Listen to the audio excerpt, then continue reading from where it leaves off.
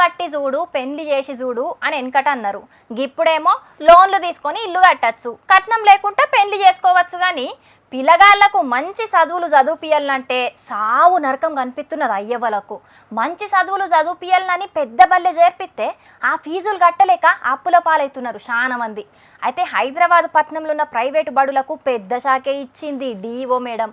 గా షాకు చూసి ఇదెక్కడి మాస్టర్రా మావా అని తలకాయలు పట్టుకుంటున్నారట ప్రైవేట్ బడోళ్ళు. ఇప్పటికెంచి బల్లె చదివే చెప్పాలే, గది కాకుండా బడిని దుఃఖం లెక్క చేసి దందా చేస్తామంటే నడవది. మా బల్లె చేరాలంటే అన్ని మా బల్లెనే కొనాలే, బడి డ్రెస్సుకేంచి బ్యాగులు బూట్లు పుస్తకాలు ఇట్లా అన్ని మేమమ్మేటే కొనాలే, మేం అడిగినంత కట్టాలే అనే ప్రైవేటు బడోళ్ళ ఆటలు నడవకుండా ఓ లెటర్ ఇడిచింది హైదరాబాద్ జిల్లా చదువుల ఆఫీసరు మేడము. గదేనుల్లా డిఓ మేడము. గిప్పటి సంది ప్రైవేట్ బళ్ళల్లా బుక్కులు బట్టలు బూట్లు గిట్ల అమ్ముడు బంద్ చెయ్యాలే, గసుంటి చిల్లర పనులు చేస్తే సీజ్ చేసి వాడేస్తామని వార్నింగ్ ఇచ్చింది.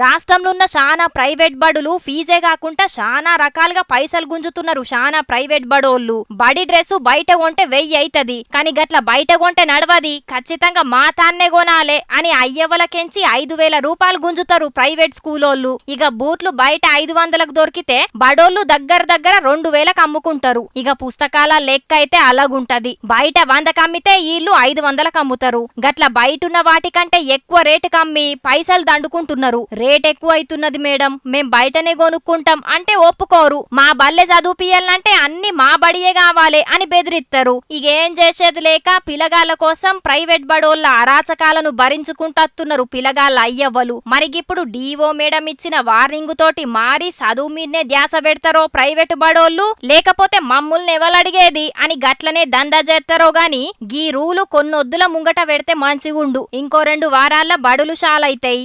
ఇప్పటికే అన్ని బడులు బట్టలు గిట్టలు తెచ్చి పెట్టుకునే ఉంటాయి, పిల్లగాళ్ళకు కూడా అమ్ముతనే ఉంటారు. గందుకే ఓ నెల ముంగట గీ రూలు పెడితే గీ తాపగా దందా నడవకపోతుండే. ఇక గిప్పటికన్నా పెడితే పెట్టిరు గాని రాష్ట్రం అంతా కూడా పెడితే మంచిగుండు. ఇయ్యాల రేపట్ల చదువంటే బిజినెస్ చేసి పడేసిండ్రు అని గరమైతుర్రు పిల్లగాళ్ళ అయ్యవ్వలు.